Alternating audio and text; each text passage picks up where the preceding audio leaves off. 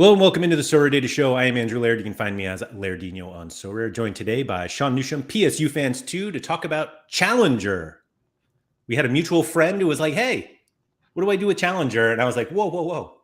Let's do a whole show on this. So here we are. Sean, we're going to try to spend 1,500 euros, which already is a currency that neither you nor I work in. So we're going to have to figure that out. And actually, before I ask that, are you a fiat boy yet? No. Right. But I mean, yes, but no. So yes, but no. What does that even mean? That means yes, but no, Laird. Okay. Yep. Let's do it. Thank you, everybody, for coming in. DNP Donkey first in here and currently first in Prem. Div 3 Rare. What a few days. Let's go. Hope you hold on for the last game of the day. Investor Dur second. Can we build a champion instead of a challenger? Asking for a friend. Sean and I were just saying we could do this for everyone. So we're going to do that, just not today. Today is a challenger day. And Limpy is third.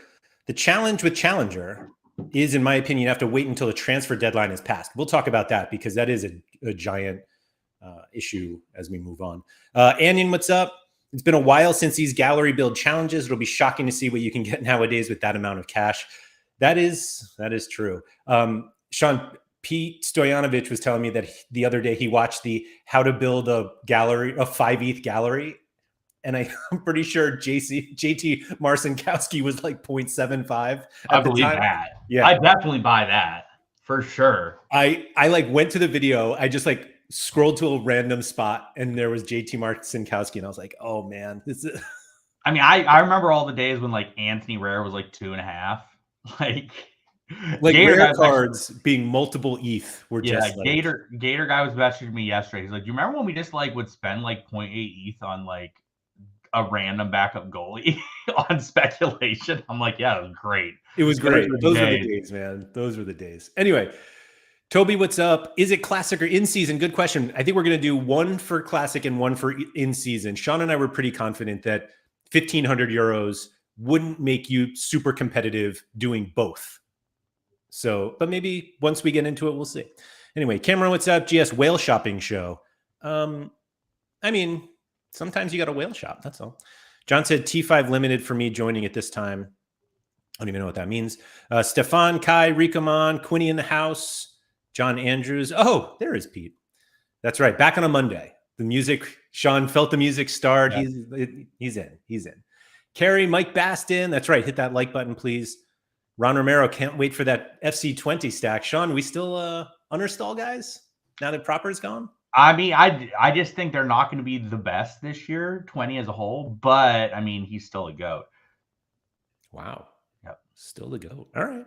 So I have two funny things, Laird. So, first of all, reason why I'm still an ETH guy isn't as much as like being the ETH guy in terms of everyone has different freaking currency. So it's a lot more of a pain in the ass if someone comes to me and is like, hey, I'll give you 100 for this. And I'm like, all right, cool. And then they're like, I meant euros. I'm like, oh. Or they're like, I meant like Turkish whatever dollar. I'm like, oh.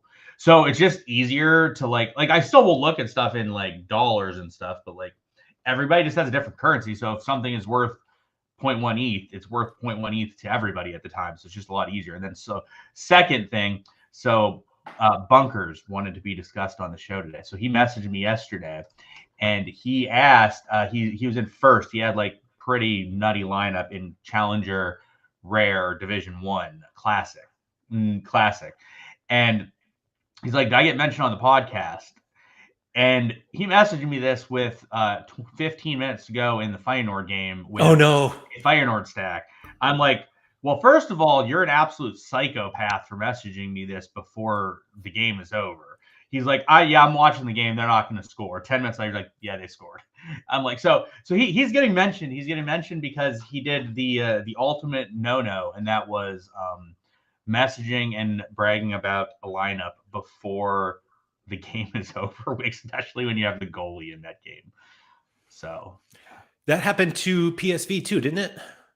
Didn't they win like 6-1 or something like that? Yeah, I think their concession was like early though. Oh, but it was early. Okay. They conceded first. Oh, okay. I think. But like, I saw somebody had commented to me. I don't think they had a Feyenoord stack, but they were like, "Oh man, Feyenoord! Like you always have to worry about Feyenoord." And then when I saw it, they were still it was still 5-0. And I was like, oh man. And I was like, one goal would just be great. And I had How it no always is. conceded. Yeah, 87 I see here. So, anyways, he did not win because of that concession. He still finished. He's still in second and likely will win. And it did. So what he did say is it moved him up in Challenger in season D2. So like it sort of offset it as well. But yeah, I'm like, yeah, you never say anything about something involving a goalie until that game is over. So I was going to say it's basically the no-hitter rule for baseball. Yes. When I went to a Yankee game recently with Larry, and thanks to Sorare actually, and Carlos Rodon was pitching, had like a no-hitter like through 5 and change, and he was like, Dad, like Rodon hasn't given up a hit, and I was like, are you kidding me? Like, why would you? And literally the next batter got a base hit. Larry fucking things up. It's you got to learn. I guess you learn the hard way on things like that. So anyway, let's get into Challenger. Question from, here we go. Dream Oblivion. Which leagues are you building? MLS is cheap now. I have no interest in MLS right now, Sean, but you may feel differently. Well, so here's the issue, and I think that it needs to be discussed. The stacking of leagues, I think, is even more important now than ever, because if you get random stuff where it's just like one team plays, you just eat shit. Yeah. Like, I mean, we've learned this. Also, we talked about before the show, you and I talked about like midweeks. Like, you guys have midweek cards, man, you're screwed. Like, I do not necessarily want my guys playing in midweek and rotating on the weekends, because that is not good. So yeah, I think MLS is still fine. I think there is, well, I think in Challenger Classic, you might be able to do more stuff with MLS and it might make sense. That said, it is a little bit late into the season to do that maybe. So I think there's some merit to it, but like, I think they have like 8 games left. There's only like a quarter of the season left. There's not much left. So I think there's merit to it, but I think there's also the idea of like, do you really want to do that? Especially because like once you get to the playoffs of MLS, if something like those midweeks, like because the playoffs, they'll go like weekend, midweek, weekend, midweek, weekend, midweek, or whatever. That's not great because there's a really good probability that those midweeks are just like not covered and you have absolutely nowhere to play them. Not even like you have some shit option like we're seeing in the midweek this week or last weekend. Like you might legit have no option. We just don't know. Yeah, we don't know. I feel like they would do an all-star. I think the all-star is continuing to be that shit option for the midweek that it'll be like an unannounced all-star. Like did they even announce that we were going to have all-star this midweek? It's just kind of there. I honestly have no idea. I can't keep up with everything. There's just I think it would be fine. My biggest concern with MLS, is that 3/4 of the season is done. Yeah. And I think really most people are going to start playing on a seasonal basis, and it's going to be August to May, and that's where it is. Yeah. Or vice versa, or February to October. Yeah. But like, I mean, Leagues Cup in this new format would be an absolute dumpster fire for your MLS cards. Like, just because it wasn't that already. Yeah, if it wasn't Battle Ray, it's like 10 times worse because, like, first of all, it's a dumpster fire as it is. Like, anyways, until the knockouts. The knockouts are pretty standard, but like I have Kai Wagner and Blake this weekend. I can't. Oh, actually, so like this weekend, in theory, is the final of Leagues Cup. I'm pretty sure. I don't think you can use the cards anywhere. Oh, like next weekend? This upcoming weekend, there is the final for Leagues Cup. You cannot use. You can use the card in anti-stacks, whatever the fuck that is. I don't even know what the fuck that is. You can't have 2 players from the same team. So yeah, so like you can run 1 player from the game. That's it, because there's nothing else going on. Like there's no in U23, you can't use anyone else. So like let's say I have Andre Blake and Kai Wagner. I can't use them in the same lineup. I can sorry, hold on. Rigamon said it's 3 cards, which I didn't think it was that. I don't think it's that much. There's no way. It might be 2. Yeah, it's maximum 1 player allowed from the same team. Yeah, so like I have cards like another example too, another weird one. Like again, this is a whale problem, but like so I have like 15 uniques in the midweek player, and I can't make a lineup. Now with that attitude, go buy some more. Just can't make a lineup. So yeah, but like you're gonna get 3 lineups. But the issue is like this contest is gonna be brutal. You're gonna need to put up some stupid ass numbers to win stuff because there's just not that many rewards. And a lot of people are gonna enter them. Like everybody has the ability to enter this. So like it's not like there's 50 cards. There's probably how many entries were in Cap 250? Because there's gonna be more in this. How many were in Cap 250 rare this weekend? No. I think there will be fewer in All-Star this midweek. People don't have as many. No, I'm talking about the weekend. I'm talking about the weekend with anti-stacks. There was no anti-stacks for the weekend. This upcoming weekend is anti-stacks. Oh. I'm saying how many lives were in Cap 250 in this weekend? Rare had 15,000. Yeah, so like Rare is probably going to have 20,000. They're giving away 400 prizes. No, is it even? I don't think it's that many. It's 400 for this upcoming weekend. Oh, for upcoming. Yeah. Anti-stacks is 400 this upcoming weekend, and they're probably going to have 25,000 lineups because there's no restriction, so it's easier to make lineups. So, yay. I was going to go back to your MLS playoffs thing, is that you also have to make sure all of your guys continue to progress. Yeah, like you lose one guy, like you could be boned. It's just right. You lose a goalie, you're out. It's not a good option. Yeah.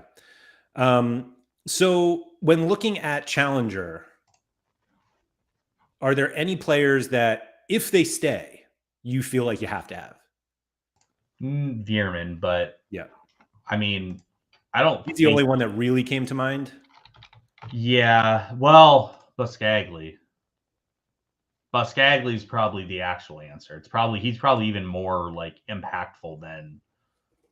Even though he seems more likely to leave. Yeah, but like if he does stay, like defender's just not like he's just so his L15's 80. His L40 73. So I'm making a Sorare data watch list here. If anybody, it's public now, but I'll drop it in the chat if anybody wants to subscribe to it or follow. He's not even that expensive. Like classic wise, Buscaglia is not that expensive. Yeah, 200 and not even. That's like he sold like we need to use what like if there are recent sales, we need to use recent sales. And like Buscaglia sold yesterday for twice for like $190. We're not talking about dollars, Sean.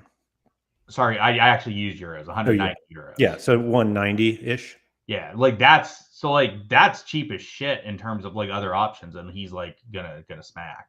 Alex says surely at that price you just get an in season. I mean, in theory, yeah. In theory, you get an in season, but like in season are a little bit more difficult to buy, and currently getting an in season is probably going to cost you an extra $60. So if your goal is play classic, like you are probably not going to get the card. But like again, we're going to look at this and we're going to look at it from classic versus in season because we'll see the difference. We'll see the difference in price. Yeah, let me I'll do that as well. So Buscaglia is a must in your mind? I mean, I don't see how you would make a challenger lineup without Buscaglia at the moment. Like, so that means we're going to have an entire. Do you think you'd do a PSV team or at least an Eredivisie team? I would probably do at least an Eredivisie team. Okay. Or I get like I'm less concerned about doing stacks now that everybody's started because most people will play every weekend until the summer. But obviously, the Eredivisie makes more sense. Yep. All right. I'm gonna make Pete Stoyanov a little upset because I'm gonna do a Google sheet. Oh no. Mostly to track the differences in season and classic prices. I'm sorry, Pete. Anyway. All right. So given, like, if you were actually starting this today and given the transfer rumors, do you just wait on Buscaglia? Yeah, probably. I probably wait and see what's going on. Like, in theory, I would wait. Yeah. But, like, it seems like Ryan Flamingo is locked in for them. Yeah. And if that's the case, he's cheap. I would probably, like, if you're telling me to make a lineup from PSV, like, again, Benitez is a bit like he had rumors too. Really? So, That's a bit scary. Alex Wilson says De Kuiper surely worth a shout. Now he's extended. The issue is they've been very wonky with their fullbacks to start the season because they're rotating the three of them. So, like, you have all three of them playing and then all three of them sitting at one point. I didn't think De Kuiper had actually sat yet. Yeah, they've all sat. Oh, okay.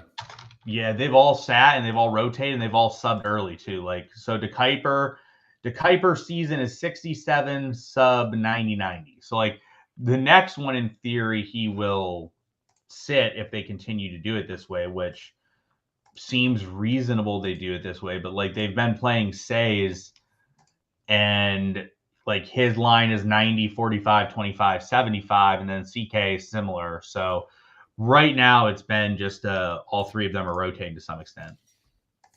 What do you think about the fact that Benitez is the worst part of the PSV stack? I don't disagree with that. Like, and we've talked about it before, like, if you're going to stack and you're like, if you're full stacking someone, having someone to change out, the goalie is the most optimal dude to stack out or to switch out typically. So, like, yeah, Benitez swapping out Benitez would make sense. Like, you could play Understall. You could buy Understall for, I assume, a much cheaper option.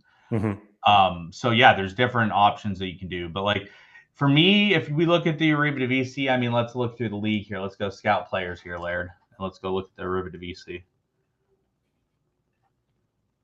And NFTM asked, would this be in season? We're going to do classic and in season. We're going to do them both and see what it gives you. Yeah.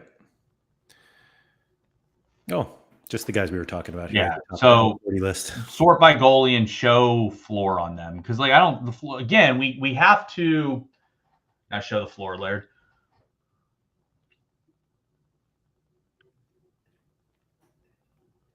So you're going to have to, so Lars, $190 compared to Benitez. Wellenreuther. I don't think I would touch Wellenreuther because that just screams not something I'm comfortable with.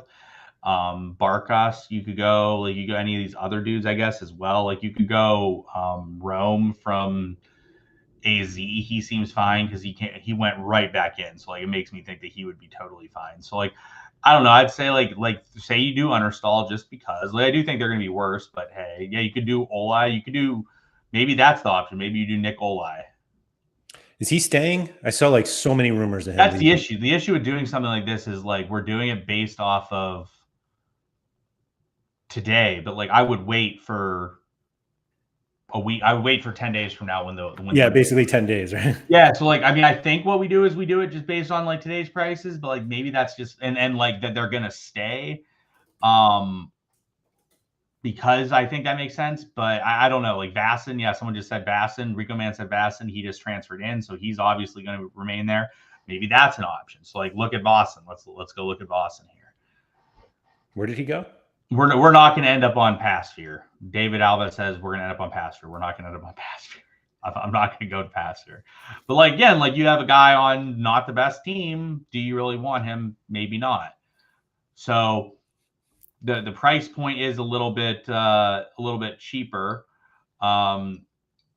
So how do we want to go about this, Laird? Do we want to go about this like we're just going to get these guys at current prices and we're going to pretend that anyone is still going to be there? Is that how we want to do it, or how do you want to handle it? I think it's worth doing that for now, and then we can kind of adjust if we need to. So I think Veerman, you got to put Veerman on the list. Like, definitely from a midfield perspective just in general in Challenger, like, he's the guy you want at midfielder. Yeah.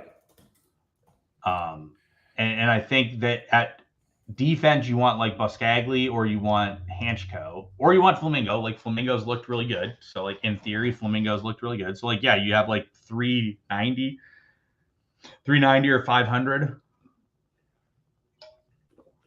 I didn't look at Understall's. Yeah, because, I mean, outside that, like, Sutalo has been good. Again, he's been rumored. Geertruida's fine. Again, he's been rumored to go. So, like, you got all these guys. A lot of them have rumors surrounding them.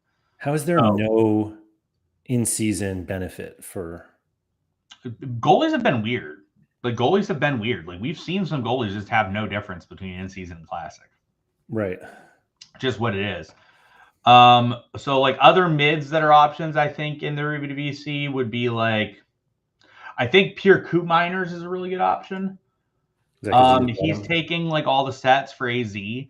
So he's like kind of like what his brother was when he was at AZ, which was like a monster. Wow. So like that's a great card. Like I think that's a great card for everybody. That's cheap. So that's the card I was talking to Gator Guy. That's the card that like a year ago or 2 years ago we all would have bought one, because like it's like a great spot, great role, potential to be like in a 65 plus average player at a good age that could possibly stay there for a little bit too. Like this is the type of card like we all would have bought a couple years ago because of that potential. And now it's just like, yeah, whatever. I'm not going to worry about it. Yeah. Recomon said I was going to sell Coop Miners, and then I saw PSU buy one. Smart man. So I was considering buying one anyways. And then like Professor Techers like popped in. He's like, hey, Coop Miners is taking like everything. I'm like, all right, that's sold me enough to take him. Because so basically what Coop Miners is, I think right now, is he is like what Reinders was when Reinders had all the sets, which was like a really good card, obviously, because it was a smash card. But so like last 5 games, so obviously it's not full, but like he is taking a significant portion of the sets. So the issue is you're not gonna be able to sort it from like when he had sets compared to when he didn't have sets, because they're a different type of player. But you can look at his brother, go to his brother. Because when Toon was there and he took everything, like was a monster, and it's a similar possibility that that's the role he has. So like when Toon was there, he was a 65 average player in starts with quite a few pop hundreds. Like that's really a good player. He was like one of the best U23 players on the platform. Yeah. So like all of a sudden, if Pierre becomes this, like that's a great card to have. But again, will he be that, or will he be worse? Probably worse. Like you don't expect someone to be that good, but like the potential's there based on what he does. Other mids that could be solid, like honestly, Jordy Classy is stable, maybe not as good. Like I think I would definitely probably stick. Like you want Veerman, like you definitely want Veerman. Forwards, I think Bakayoko is reasonable. I think Luke de Jong's reasonable. I think Berghaus is reasonable if you think he's going to stabilize and actually start getting his action in. Like Dan Rotz is an option for like a cheaper option to get in if you want to save as well. Troy Parrott's probably a reasonable option. He's probably going to be the de facto Pavlidis this year. So he could be a good option. I think Noah Lang could be a reasonable option if you want. Like, so they're already way over. What? We're already way over 50. Yeah, no, but I mean, you're going to cut some guys. Like, we can go to list and once you have it in here, and then we're going to cut some dudes. Okay. So, like, once you get everything sorted, like, we will go through and like cut some dudes out and see what we end up sitting with.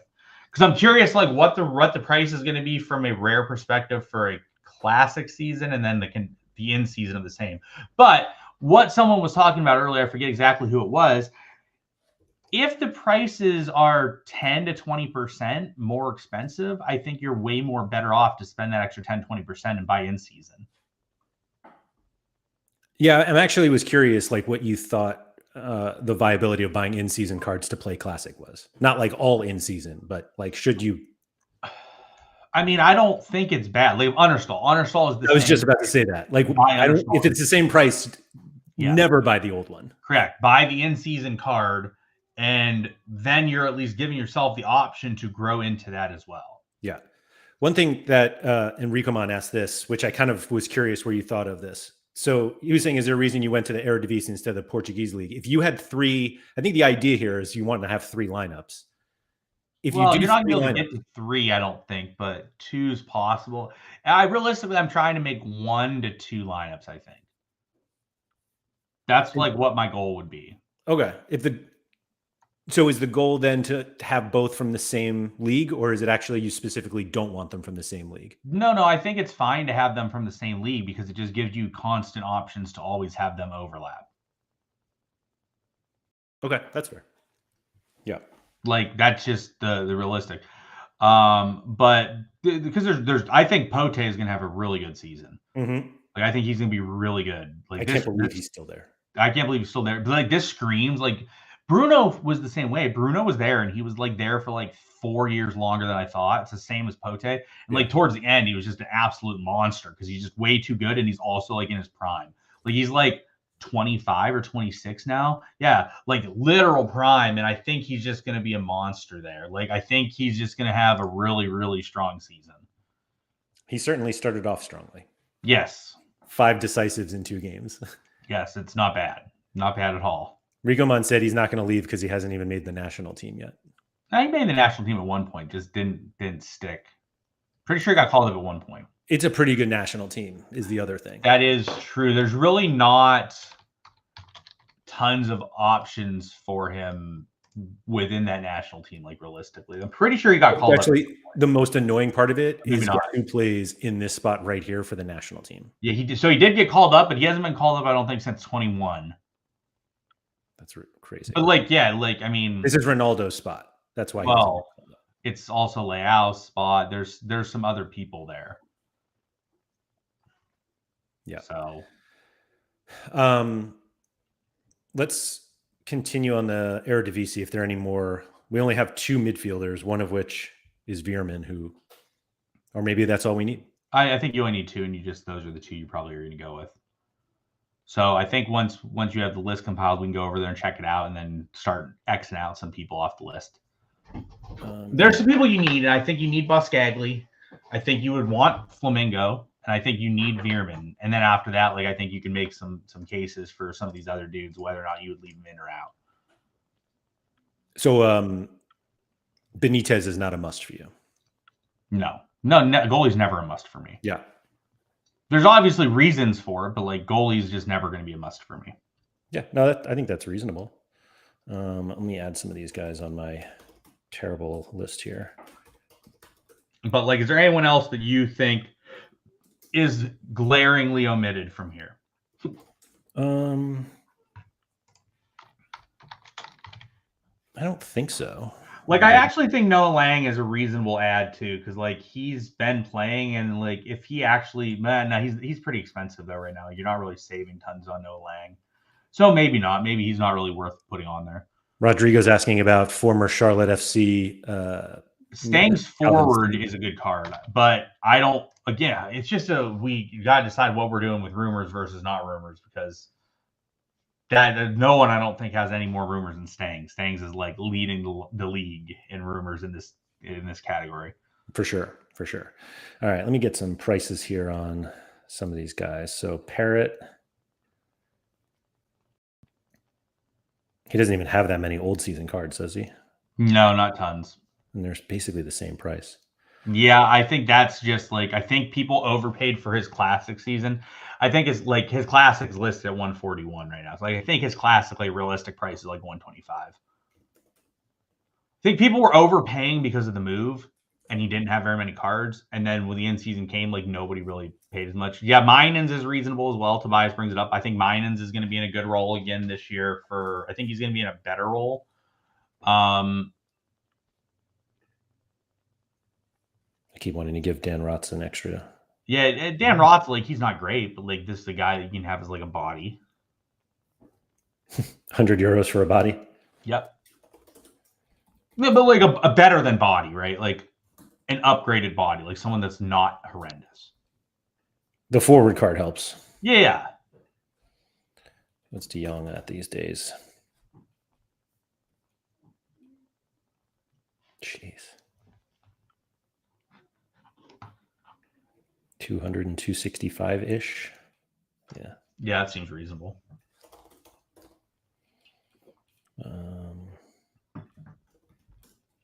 But like, yeah, Stang's forward card definitely, but like, I don't know. He's been his DNPs are weird. His rumors out are weird. I don't know. Like, I think Berghaus is going to establish. I mean, you can say the same thing about Berghaus, I guess, as you can about Stangs, but it sounded like Berghaus was needing extra time to get back up to fitness level coming into the season due to some injuries, which is why he's been subbed in quite a few of the games. But like even that, like, all right, so in the 6 games where they've played this year, he's averaging 50 minutes a game in 6 games, and his AA in 50 minutes has been like 15 on average. Mm-hmm. Maybe even higher, maybe like 17. Henderson's not a bad shout either. Henderson's probably reasonable. Stop it. He's pretty solid for Ajax. Stop. There's no way I'm recommending somebody to buy Jordan Henderson. I don't care. He's cheap, and he's been relatively solid for Ajax. Like, I'm not saying go buy him, but like he's been pretty solid for Ajax. I am also definitely not saying go buy him. No, I'm not saying go buy him either. I'm saying I've definitely seen worse players than what he's done for Ajax in starts. I agree. There are worse players out there. Yeah. Alex is right. They just need to bring back Christian Eriksen. They do, because I have a super rare and I would love that. What about Lauritsen's fine. You can add Lauritsen on the list. I have no issues with that. Yeah. That's fine. I'm fine throwing. I'm fine. I like that more than Rots. Yeah, I'm fine with Lauritsen over Rots. I was just given a name. We need another goalie, because we're pretty close to 2 full teams here. Did you put Olai in there? Oh no, I didn't. Yeah, put him in there. All right. Wait, let me see where we are here with. I'm not going overboard with the Henderson shout. I'm saying he's fine. He's been okay for Ajax. I'm not saying like, oh my God, go buy Jordan Henderson. Like I think Coop Miners is a much better card to go buy than a Henderson. Yeah, Lauritsen over Rots. I agree with that. I definitely would agree with that take. I think that's totally a realistic take. So this is what we have. Yeah. Hold on. Joao Gonzalez asked if we have seen Galeno. So the issue is we're just trying to stick with the Eredivisie right now. For now, yeah. I think that it's just a much more realistic option. Yeah, so I mean, this is pretty fucking damn good team that you have here that you're establishing. And it's really not that much more to go by the in-season of this stuff. Like, it's pretty reasonable. Like $100, not even. Like, I don't think you dragged down the. Yeah, I think you're not getting everybody. Yeah, you're not getting the top guys. Weird. So, like, you basically got to cut someone off the list. But I mean, that's good enough, right? Like, that's like kind of what you're trying to do here, right? I wouldn't say 1,600 is good enough to 1,200. Or you just mean to start cutting?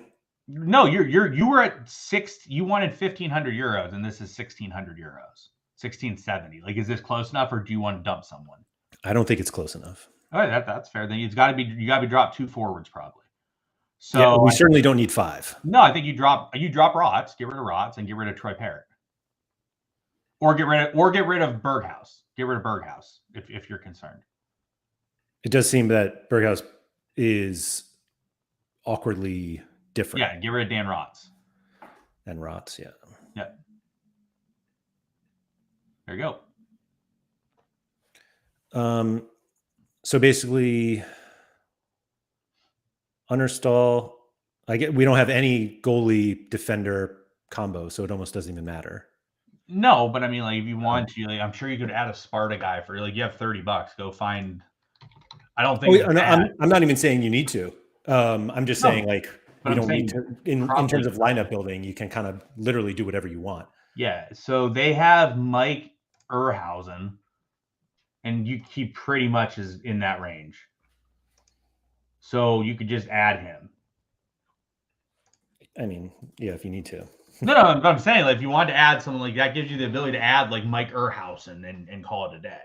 Mm-hmm. So, like, with this, I would run like, yeah, and then I would run Veerman, De Jong, Flamingo. Yeah. And then I would add Mike Erhausen. Instead of Biscagli? No. In your second lineup. I thought you were making. Oh, yeah. Sorry, what's this guy's name? EER. Oh, this dude. All right. Yeah. Of course. Mike This guy. Erhausen. Who didn't know about Mike Erhausen?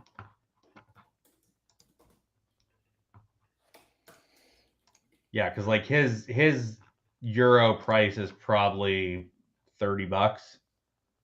$30 for an old season, $40 for an in season or something. Probably is the like not even actually. It's probably like I was gonna say, I'm not even sure it's that high, but it's probably 25 and 35. Do 25 and 35 because Erhausen's listed for less, but it doesn't matter because that fills it out. Actually, So yeah, do it. All right. So we've got yeah. So Olai, Erhausen, you're stacking. Oh, and Laritzen's on the same team. Coop Miners, Parrot. Parrot. They're again stacking. That's a pretty damn solid list. Like, being honest, like that is a pretty damn solid list. I agree. That gives you 11 guys, gives you one extra. If you need to add people in, you could probably do it for a relatively cheap price point. For like maybe for $30, you can add some people in and use them if you want.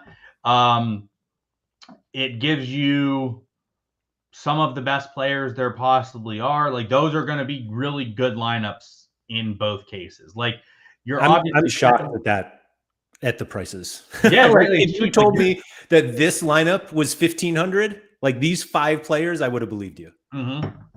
Instead, you're getting all of it. Right. So, I mean, like, and it's not that much. Literally, for this to work from a class or from an in-season standpoint, you probably just dump De Jong and you dump like Unnerstall and go to a cheaper goalie or something. Yeah, like the in-season, like Peter, like this is what 0.6 ETH, not even maybe. I don't know what ETH is right now. It's probably 0.6. So if this is 0.6 ETH and or just in general like 1,800 euros. So in terms of dollars, this is like $1,600. You have a pretty damn good chance at returning this if you spent $1,800 on the in-season versions of these. You have a pretty reasonable shot to return that over the course of the season, I think.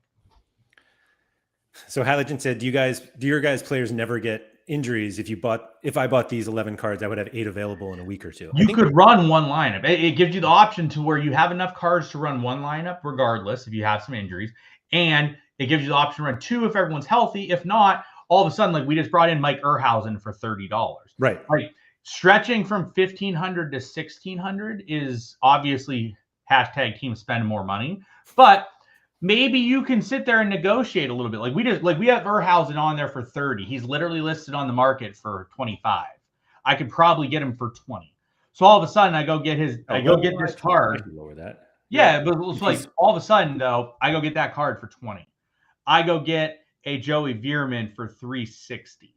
I go get a Troy Parrott for 110. I go get a Luke de Jong for 180. All of a sudden I just saved myself $100 and now I can go buy 3 Mike Erhausens and I have 15 cards in my gallery for this to work. I think that's obviously De Jong is like the easiest one to replace price wise. What?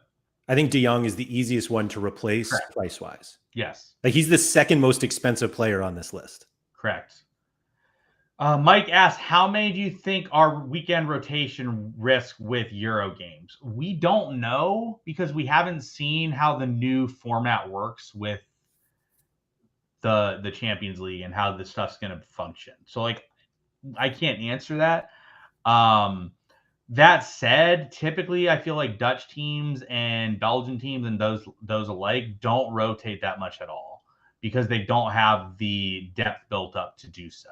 Yeah. The only things that rotate as much are like the Prem teams and stuff.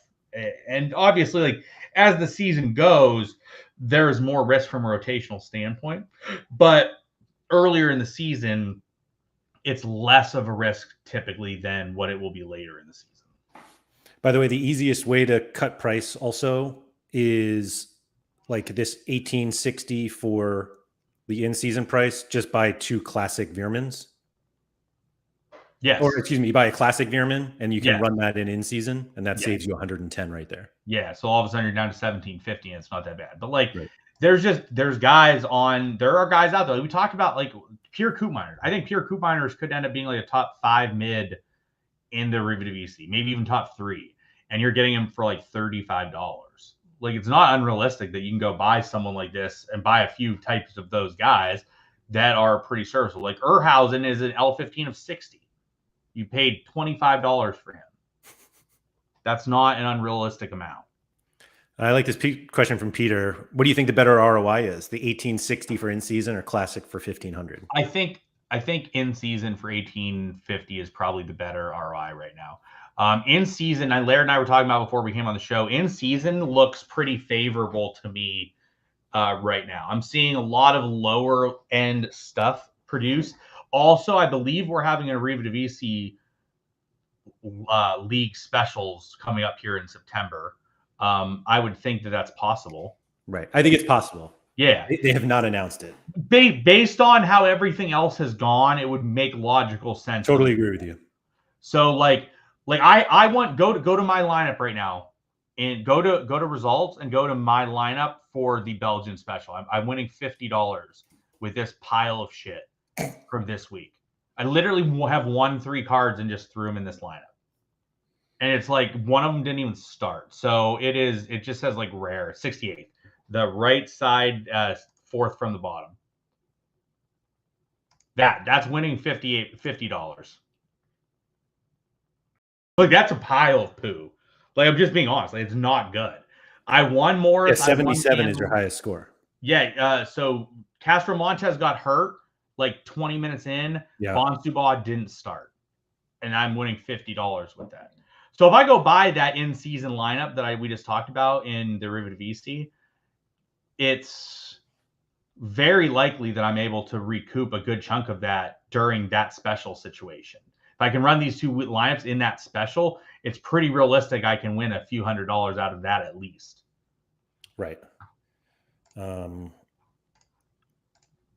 Sorry, I'm just trying the only difference I will say is this Belgian special is a little bit different because the Belgian special was ran today, and the Eredivisie one will be ran in like 3 weeks. So in 3 weeks, there are going to be a lot more cards that have been won that can be utilized and sold. So like the amount of lineups are not as many currently as they will likely be for the Eredivisie special. Yeah, that's fair.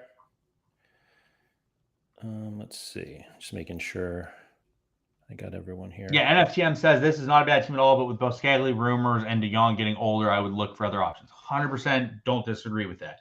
The caveat being, if Boscagli stays and is not leaving, you want a Boscagli. Like, that's the top card probably in the entirety of Challenger if he is at this team. And he's done it consistently for like 3 years. So even if the rumor remains like in the winter or the next summer transfer window, I think that you just still want a Boscagli because like the card is just too good of a card comparatively to what every other card is. Like, what did we show? Like, what is he compared to everybody else in the region? Because he's a 70. Like, we typically do obviously L40, but like, so if you look at an L40, he is a 73. He is 9 points better than every other defender. 9 that register at defense. 9. And like, we're talking like 9 to like 4 guys. He's realistically 14 better than everybody else. And of that group, Tez is leaving, Dest is hurt, Trauner's hurt. So it's literally Hanko, who literally has rumors, Geertruida, who has rumors, Sutala, who has rumors. So, but the issue is, if you don't have these guys, you're giving me 20 points at that position every game on average, which is not good. I think I like this comment from Jack, though, that the rumors probably factor into Boscagli's price. Like, if the transfer window closes, I could see his price going up if he doesn't move. Correct. I think it's very realistic that if Boscagli doesn't sell, Boscagli's price starts coming back up. The issue is it probably will take a little bit of time before that happens. It probably will take a little bit of time before people start coming back to Boscagli.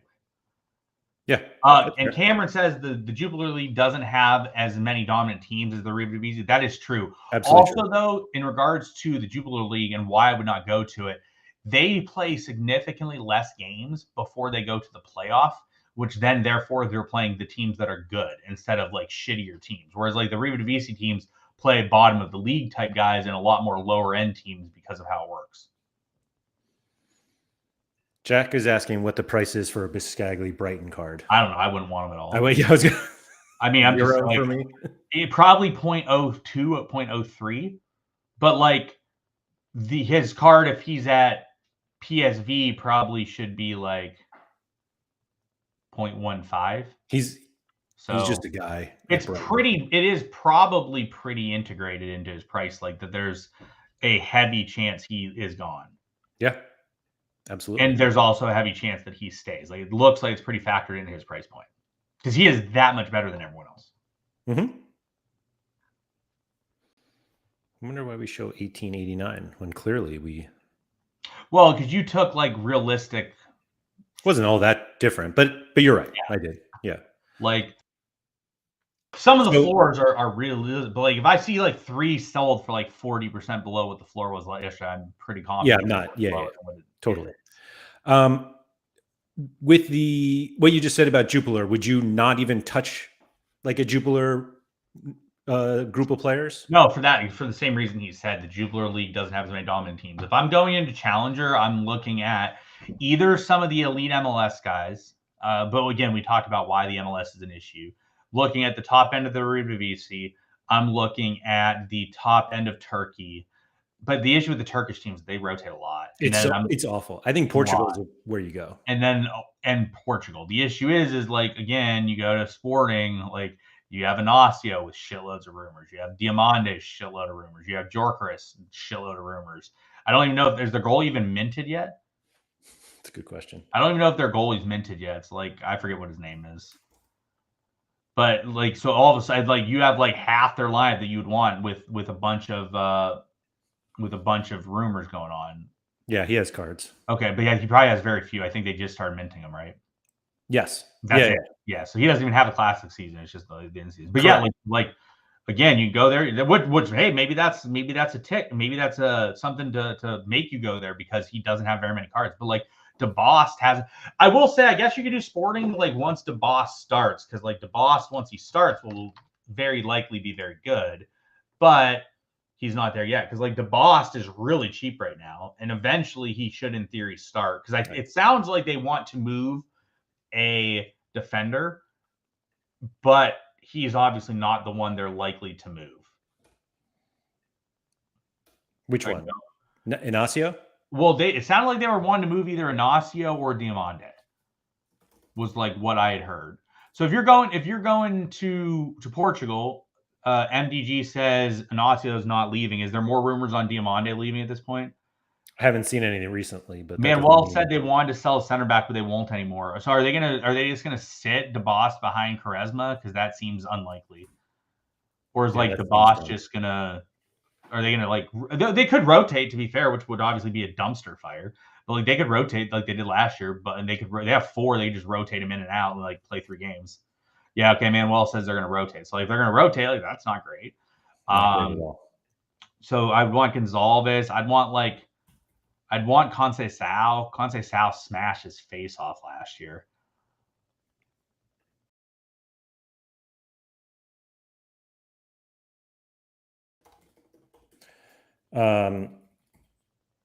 Was there anyone? So yeah, it's like the Sporting defenders are tough.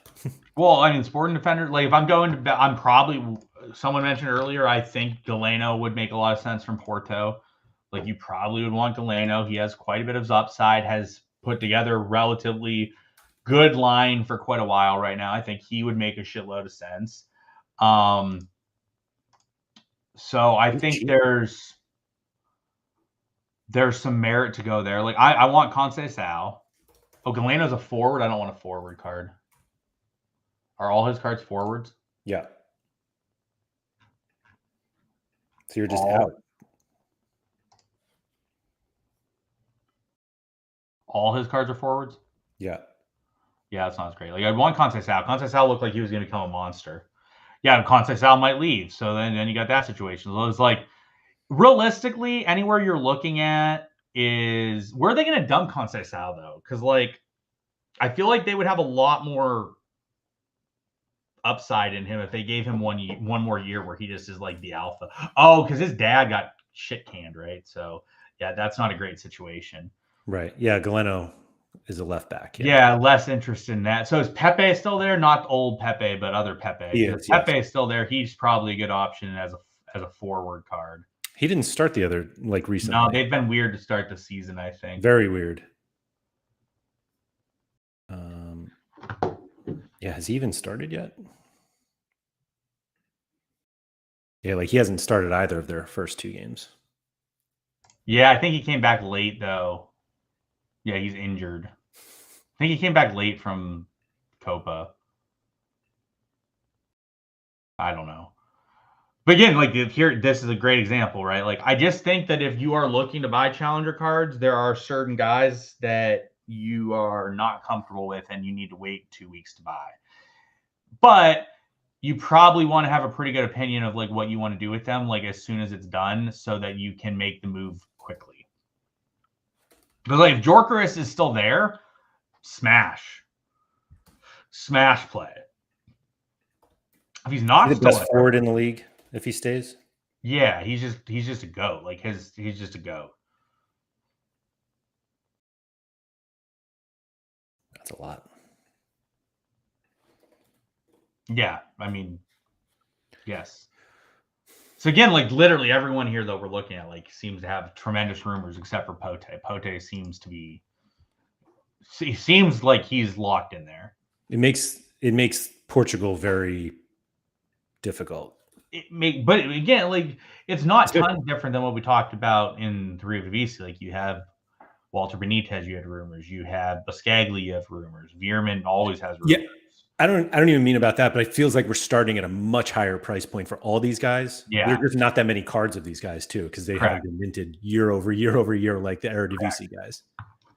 Correct. But that's also a positive because then not everybody and their mom has those cards. Like there are a lot less of some of these guys than there are of other people. Yeah.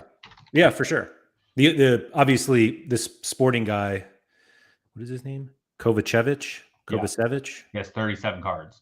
Right. And like the other 2 options you have are Trubin and Costa, who are really expensive. That's not true, Laird. I have like loads of cards in this league as super rare goalies, and they're not on those teams. I guess Nico Mantle's there now too. Mantle, Joel Robles is there now, I guess, too. Wow. Yeah, but he didn't. So he was on Sorare date. I didn't look enough into because I don't give enough of a shit. But yeah, he was 100% to start game 1, and then he was out of the squad. But he's in Portugal at one of these teams. I think Helton Leite just went there, or no, he went to Spain too. He was rumored to be going to Turkey, Portugal. right? What? He was in Turkey last year. Yes, and he was rumored to be going to Portugal, but then he ended up going to Spain too. Yeah, so Robles is injured. But is Robles going to start, Francisco? Because I would love that.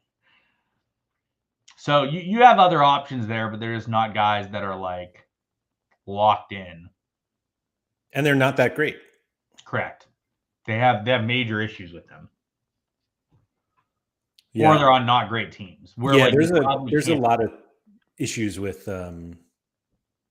Portugal. Joao brings up Zalazar. The issue with Zalazar is last year Zalazar rotated a shitload.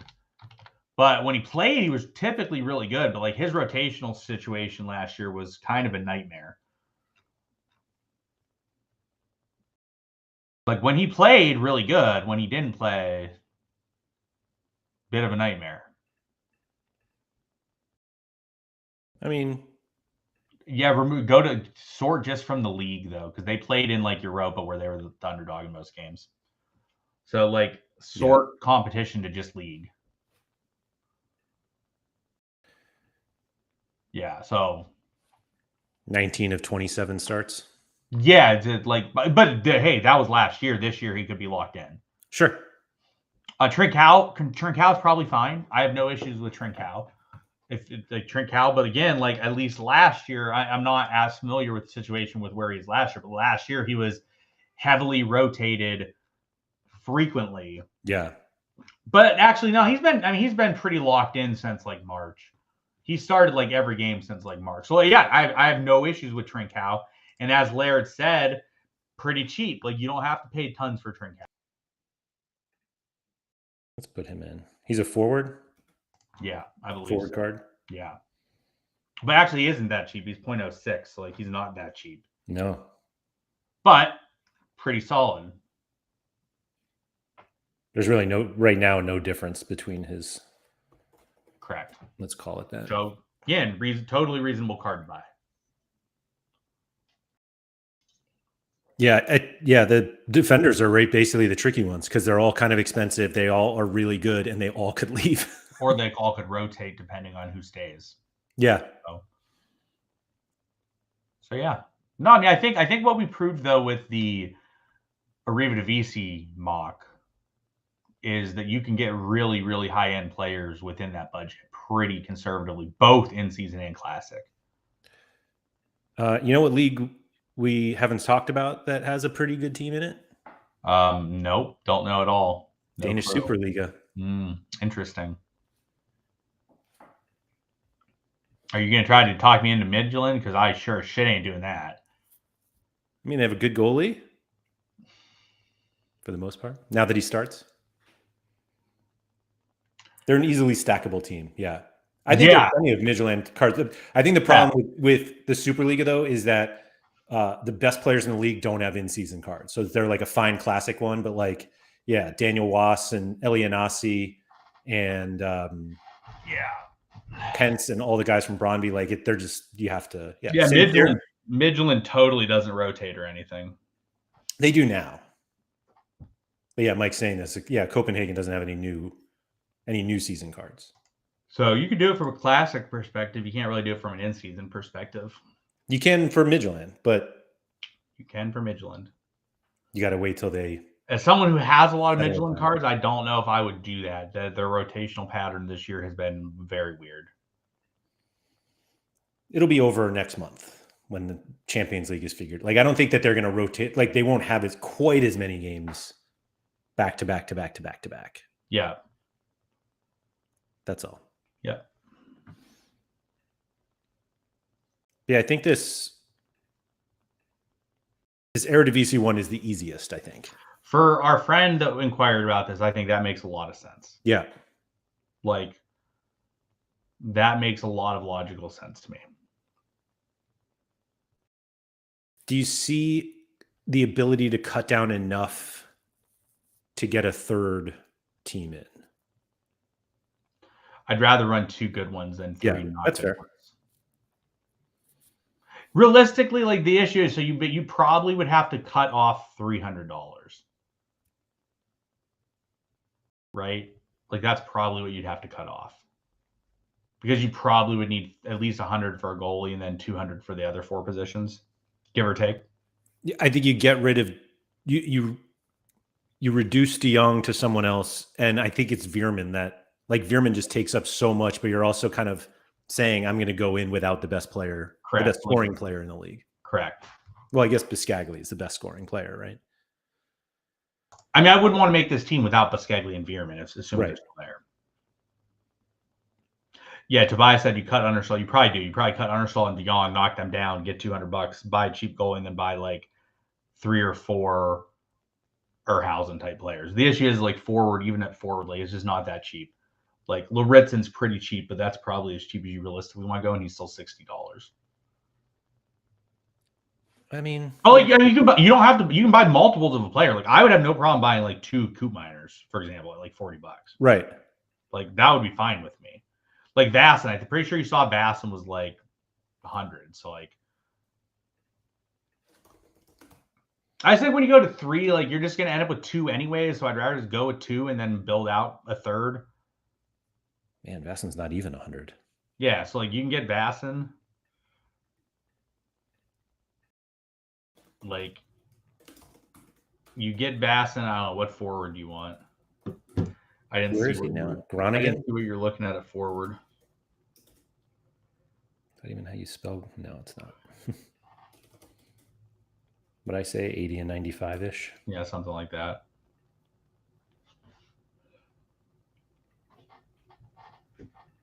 I'll give it to 85. Yeah, you could cut Parrott down too. You could cut Parrott down to a cheaper forward if you want to. Like you cut him to Young, Understall down to cheaper versions and probably make it work. The issue is then all of a sudden your lineup is just like a far inferior lineup per se. Like, I mean, who are you really excited about coming in here? Well, even De Jong to Berghuis, that's a pretty big drop. It is. And Berghuis is better if he starts it consistently. Like, I'd rather have Berghuis. So maybe you do that. If you're confident Berghuis is going to be starting for them, you don't have to worry about, which is reasonable. 140 and 100.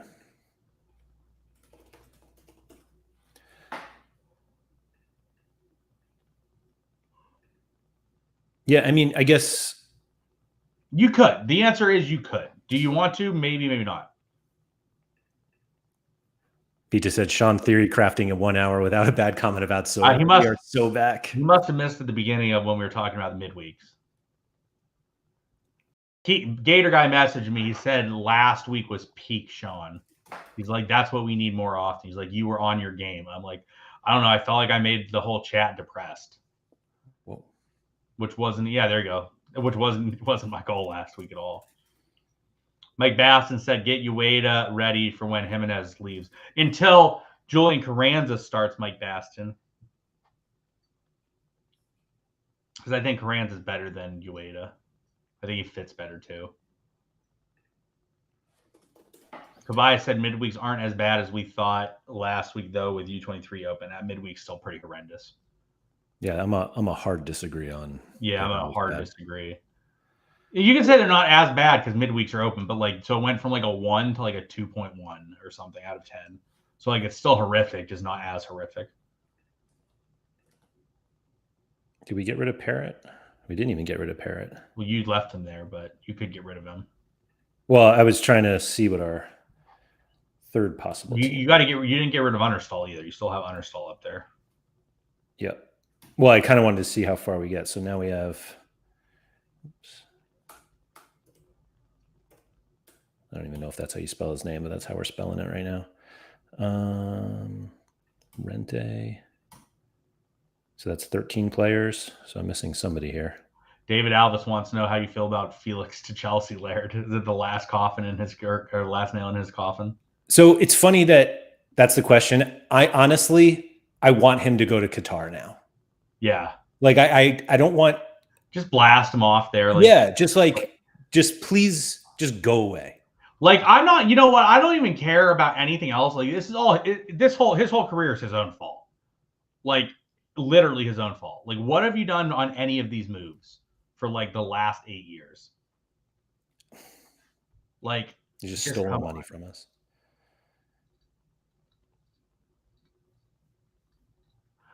Rodrigo said, what is the Joao Felix lore? So Laird believed at one point that Joao Felix would be worth 100 ETH. Don't you dare. I don't see anyone in chat disagreeing with that. I bought a Joao Felix card very early on in my time in the platform, expecting to flip it, as you can see here. You did a good job. I actually went back to all of my, let me put it in ETH because it looks even more dramatic, I think. Maybe not, actually. I have like multiple like 1 ETH offers in my old offers. I bought it for 0.3. And in this range, when it went up to 5 ETH, I asked somebody that I stream with usually on Mondays how high Joao Felix could go. And the response was, I don't know, 100 ETH. And I was like, all right, that's the price. Got a good chunk of the way there. Got all the way up to 10. Yeah. Can't believe Gator Guy told you that. That's the... What's that? Can't believe Gator Guy told you that. Yeah, definitely. Hold on. We're at 13 players right now, but I only have 12 here. Who am I missing? But anyway. 1508. We're 3 players short. Which is not. Yeah, bad. but I mean, we talked about it. You had to get rid of. We didn't even. Yeah, we didn't reduce the other guys. Yeah, you had to get rid of. You have to by that much. No, it's not even that. Like we also talked about though, like you could like get Troy Parrott instead of 125, maybe you get him for 110. There's 15 more. You get Veerman for 350 instead of 390. Boom, there's 40 more. Like you could have done that as well. The Feyenoord players are fine too. Like I wouldn't touch Wellenreuther. Gear Treat or Hanko are fine. Bielen's fine too, assuming he's going to start. I think Zaruki's fine. I think Zaruki's reasonable this year. Paxal is probably fine. Stangs again, like fine. I'm not touching Jimenez. I don't think he's that good anyways. I don't think he stays there. Does Paxal start every game? Probably, but who knows? Thanks, Toby. I mean, yeah, we're at 1508, which includes Understall and there was somebody else we were going to, and Parrott, and we're only two players short. Like, we're not that far. And obviously, like, we wouldn't recommend only buying 15 players if you were trying to do 3 lineups. But if you're focusing on 2, like, having a third's not bad. No, it's fine. But, like, I think you're giving up some, because, again, you haven't done it yet. So, like, you still have to give up Understall. You still have to give up Parrott, then bring in worse people. No, but I'm saying, even if you did this and you go to, I'm going to pull a hashtag spend more money here. If you just go, literally, you don't have to go up to, you don't have to double it. Like, you go to 1550 and maybe you can find 2 players you can put in. Yeah, you go to 1600, like you're fine. Yeah. Rodrigo mine asked, is here for all I care. Yeah, Rodrigo asked random question, but out of champion, only Bundesliga, La Liga, and Prem will get specials. Yes, but they are not specials. They are just their own region. Yep, there you go. So there is a difference. But yeah, so they have their own region. The others, France and Italy, will not. The real reason for that is because they do not have full licenses, so they're not using them as like full league regions. Yes, Stangs forward is better than Parrott if Stangs stays there. Based on the fact that the dude was like there's no in-season Stangs forward cards, right? Oh, his in-season mid? Yeah, I wouldn't want his mid. I don't think his mid's that great. Yeah, the new cards are mids. Yeah, I wouldn't want his mid.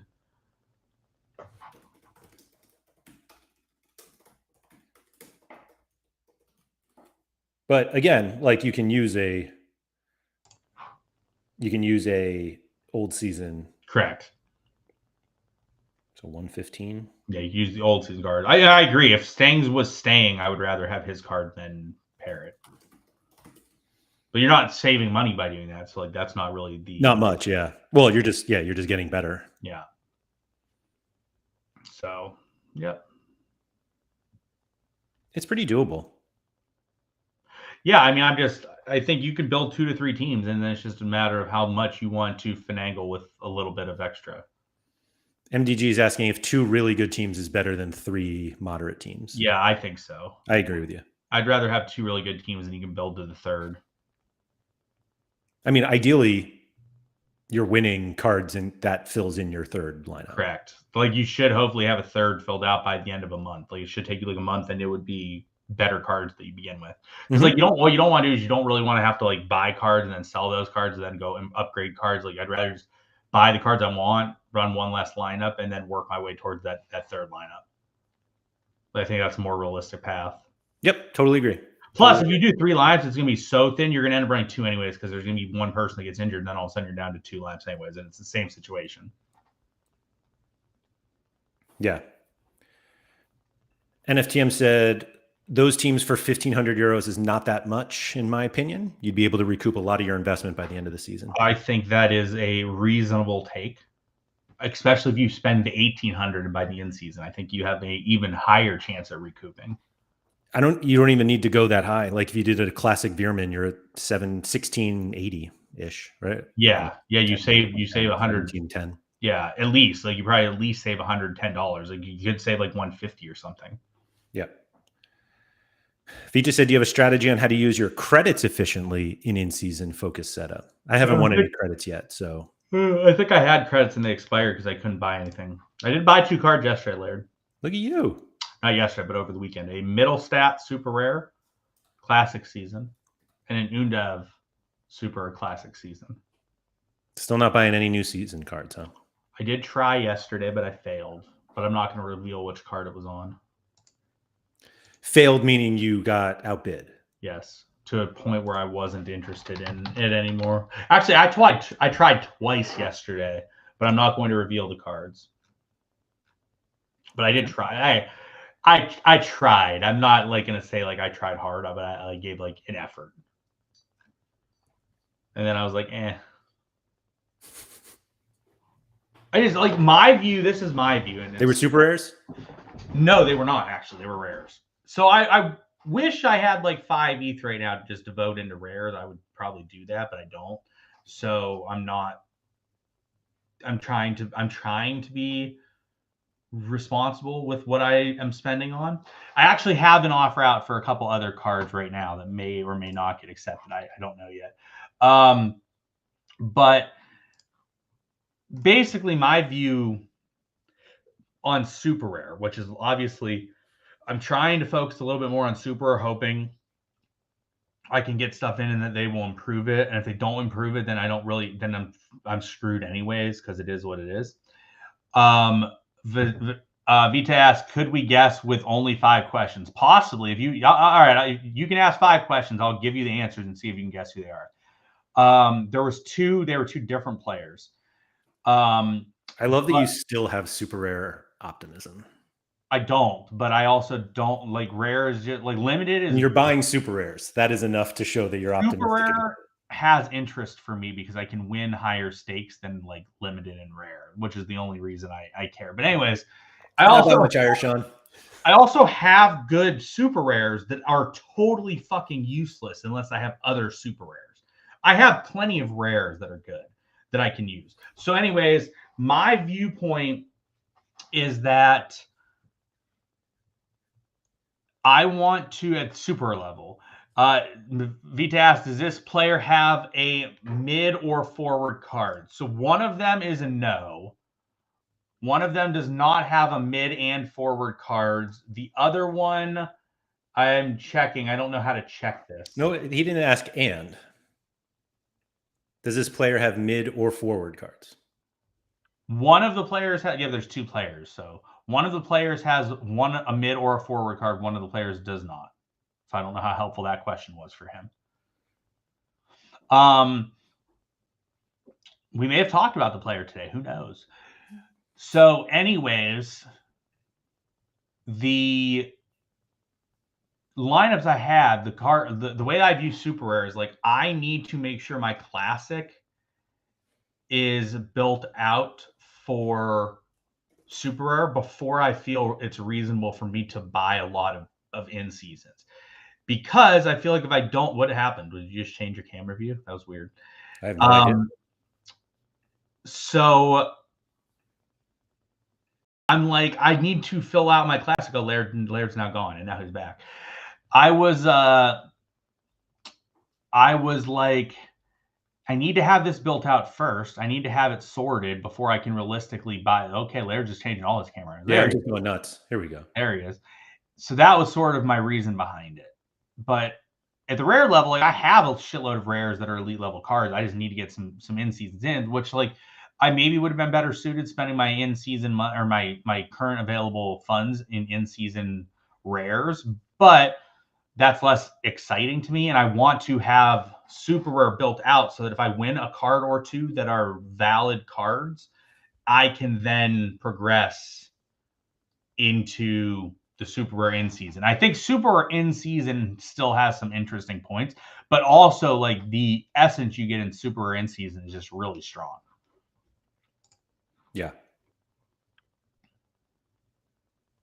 Yeah, I think that's well said. Just like Vita has given up, I think, on his attempt. KB says, is it João Felix? It is not. There's question number 2. Oh, well. Yep. All right. You got anything to add on our challenger team here? No, not really. I think that's for the person asking the question. I think that's a very viable path. I think it makes a lot of sense. I think that your opportunity return will be pretty good with that option. I think doing the in season is better if you're willing to spend the extra couple $100. I think it makes way more sense as well. Yeah, I agree. Especially since we didn't really go into the whole like one classic in the in season, that it actually probably gets much closer to 1,500 euros. Correct. It definitely does for sure. For sure. Cool. All right. Thank you, everybody, for joining. If you could please like, subscribe, all that good stuff. Shout out to Quinny. And feel free to share this video with anyone who's looking to build a Challenger lineup or Challenger gallery, excuse me, for rare competitions this season. We kind of avoided MLS and Brazil because those seasons are kind of winding down and we want to just win now for much longer. So that's why. So yeah, thank you to everybody and good luck with all your gallery building.